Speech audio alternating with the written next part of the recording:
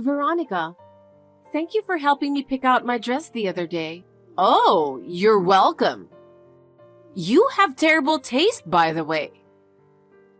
What? To be honest, I think that dress was a little too flashy. Was it? I like that design. Well, I understand your taste. As David's wife, I think a more modest and elegant dress would be better. I see. I wonder if David thinks so too. Yes, I'm sure he likes that kind of dress. So you should at least make your makeup look a little more natural.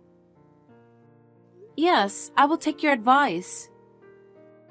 Also, you should think a little more about your hair. That fancy updo is a bit, you know. And the dress is flashy too. I like that hairstyle.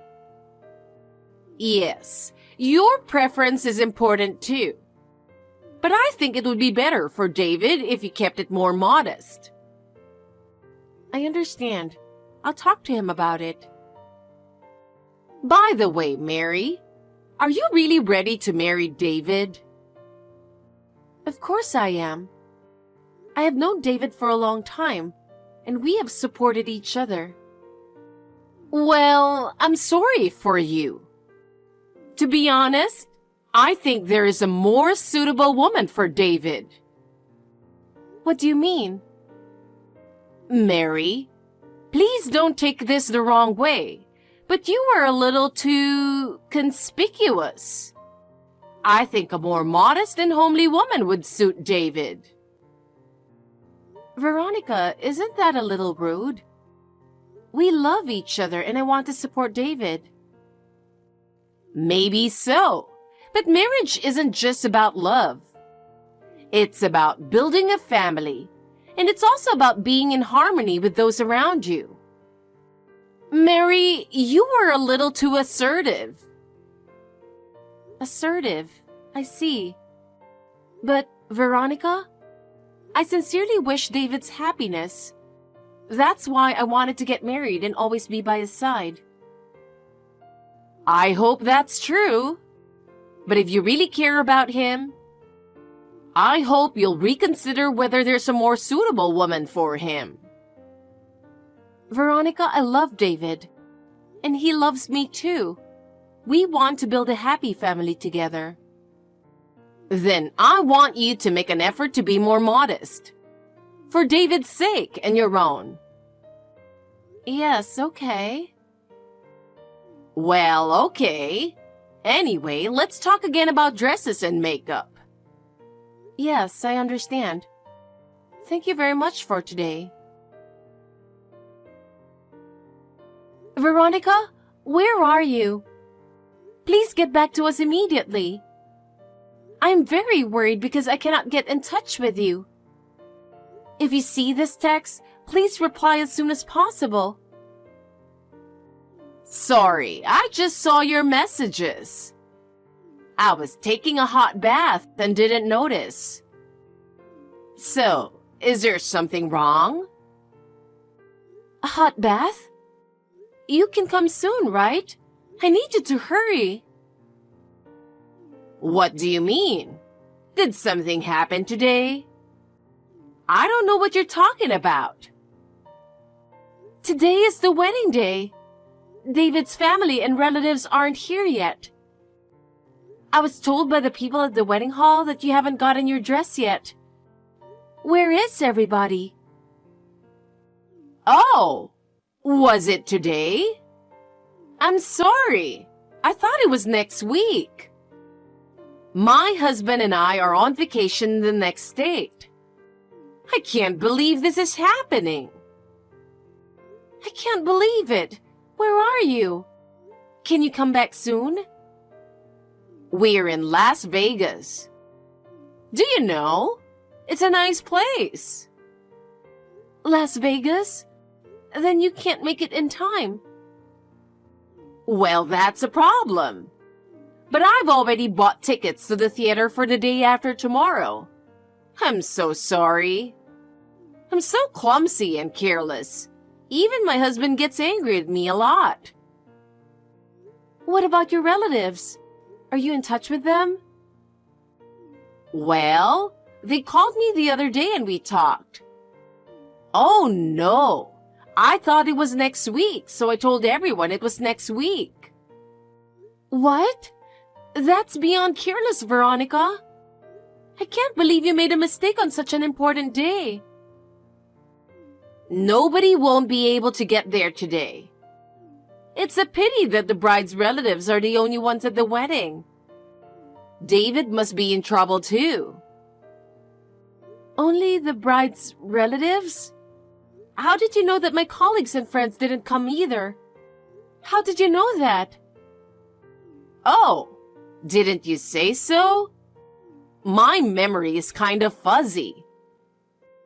No, I didn't say anything about my colleagues and friends. I don't remember saying that to David or anyone either. Oh, really? Assumption is a scary thing. I've been suffering from dementia lately. Did you do something? Not only the groom's relatives, but even my friends and colleagues didn't show up. How could this happen? That's an accusation. I would never do such a thing. If you have proof, show it to me. If you think that the people you invited didn't show up, then maybe you're not a popular person. Even if I'm not a popular person, David's friends didn't come either. He is a well-liked person. And yet, don't you think it's strange that no one came? Why don't you hurry up and call them and gather them? That's the least you can do, isn't it? David is contacting all the guests right now. But everyone seems to be thinking that the wedding was canceled. Oh, well, why don't you really cancel it? It's miserable to have a wedding with no guests, isn't it? There's no need to go through with that. Do you know what you're saying? Are you seriously saying that you want us to cancel the wedding? I'm sure David can find a better bride, and you don't have a good reputation, so it's not a bad idea, right? I understand. I'll cancel today's wedding. Oh dear, it was such a nice place for a wedding. I'm sorry we're here on a vacation. Yes, it was a very nice place. So even if we cancel, we will have to pay the full amount. David and I have to work hard from now on. Oh my! If the marriage is going to be canceled, shouldn't you be the one to pay the full amount? Because a wedding is a place where the bride can be as selfish as she wants to be. The bride's expenses are higher than the groom's, and I don't want David to be bothered with it. That's not the way it works either. We are getting married, and it was both of our weddings, so the cost is split 50-50. Besides, you have responsibilities too. It's not very presentable to get married without a wedding. It's unthinkable to do such a half-hearted thing. There are more and more couples like that these days. The truth is, we could have a wedding just us and my family as it is. There's no way they would allow such a thing. A wedding without the groom's parents? I can't tell you how much I put into raising David.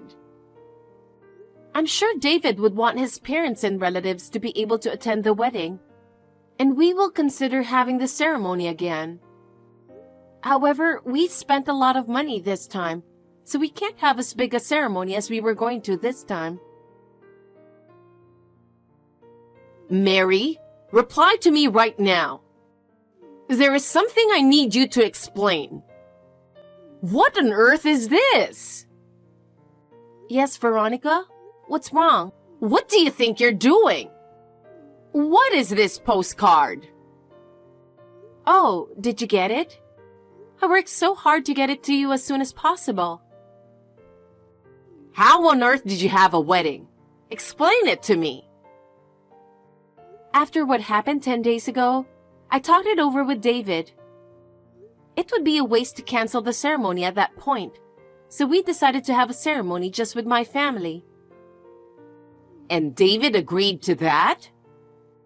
Yes, he did. Even my grandfather, who had been looking forward to seeing me in the wedding dress, came all the way from far away. So we had no problem to have a wedding. It's a real shame that you all couldn't come, but we still had a happy day. So, why are you using a picture of the two of you with the bride's family for the wedding report?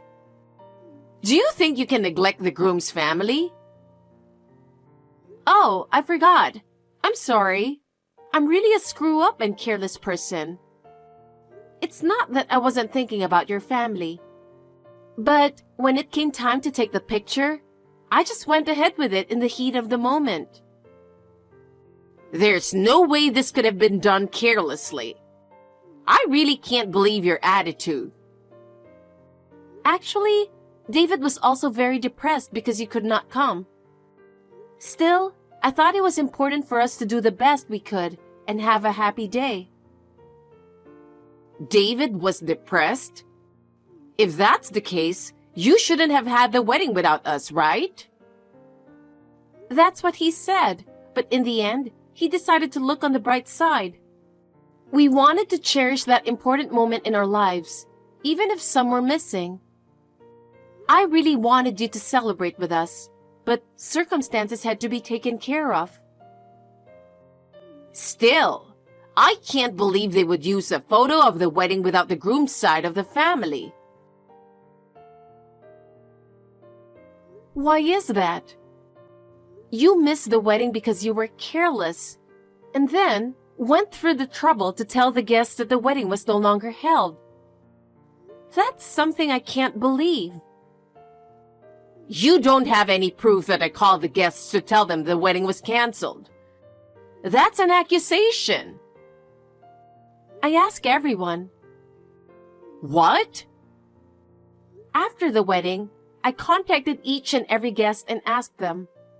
They all said you contacted them the day before and told them that there would be no wedding because the marriage had broken up. They said they were in shock because of the breakup. You even told them to leave us alone because we were depressed. Did I say that? I've been suffering from dementia lately. If you have proof, show it to me. Do you enjoy bullying me? Of course I do. Oh. I really wonder what kind of person you think you are. I can't help but worry about leaving David in the hands of someone like you. Veronica, I guess you've become senile. You couldn't even think about your son's grief. That was a leading question, wasn't it? You tricked me. That's not what I'm trying to do. If you really wanted to celebrate our marriage, you wouldn't have done this, would you? David is really sad too. He is? Yes. David was really shocked by your behavior. I told you, didn't I? How can you prioritize picking on me without even thinking about his grief? It's the same as becoming mentally slow. Oh, that's not right. You accidentally forgot about it, right? I didn't forget. I'm not that out of it. You didn't forget? Oh. Well, I knew that. David is even angrier than I am. He said you're not his mother because you did this kind of nonsense. That's why the picture in the postcard is the family picture he wanted. He doesn't consider you family anymore. That can't be true. He was crying, saying he called you the day before. He was crying? He has apologized to all the guests in person. He also gave them that postcard at that time. You're lying. He didn't say anything to them, did he? What do you mean? That thing, you know, about the wedding, about the cancellation. Oh, you mean the story about you calling without telling us to cancel the wedding? If that's the case, he explained it to them very thoroughly, showing our text messages. Oh my God! My relatives are going to get angry at me. I'm going to get in trouble. You were aware that you had done something that would make them angry. My relatives, my friends, and the people at work all sympathized with me. They understood my situation and helped me. I got a call that my relatives are coming over here. You guys should come over here too. It's your fault for trying to have a wedding without my permission. Your husband apologized. My husband? You don't have dementia, you know that. Anyway, you blocked David's number on his cell. It's a premeditated crime, going out of your way to make it impossible for us to contact your husband. How did you know that? Because your husband is a serious person, not someone who would harass us like you. David went back to your home to tell him something was going on when you were out at a dance class. So, he knows all this too? Yes, he does. And he will pay for the wedding. In addition to that, your dancing class, baking class, ukulele class, and quilting class, he decided to make you stop various other lessons and pay the wedding fee with those tuitions. Spending $2,000 per month for all those lessons is crazy. If I stopped going, I wouldn't have any friends. All my fun would be gone. I was so close to really losing my friends too. Because of your lies, I was made out to be a very unfaithful woman who was just trying to steal their money. That's a bit of an exaggeration, but it's mostly true. Mostly true? Are you sure you're not mistaking me for someone else? David and I trust each other, and such rumors are groundless. Do you realize how many misunderstandings have arisen because of the lies that you spread? All my friends and colleagues were puzzled at first. I will never forget the expressions on their faces when they learned the truth. I was worried about David. I did what I did because I was thinking of his future.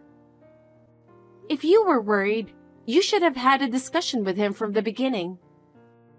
It is more sincere to talk to him rather than sneaking around behind our backs. That's what family is all about, isn't it? Your way won't make anyone happy. Anyway, come over here now. Protect me. I can't. We're at the spa right now. What? He told me that he wants to relax, so I took him to a spa to cheer him up. We also came here to have a nice steak dinner. Where's the spa? I'm sure it's somewhere local. Then you can come here soon. We're about 3 hours away, so we can't. 3 hours away? So I can't come right now. Please get scolded from your husband and relatives. Oh no! I'll lose my position if I don't do something about it. I can't even go to my lessons. What should I do if my husband divorces me? I can't face David. That's about the extent of what you did. I'm angry too. More than anything else, you made my dear husband sad and cry. I can't forgive you for that more than the bullying. Mary, I'm sorry. I can't imagine that I won't be able to see David. Please help me. My life, my relationships, everything is falling apart. First of all, please apologize to David. He worked so hard to prepare for the wedding so that everyone could enjoy it. But because of you, it was ruined.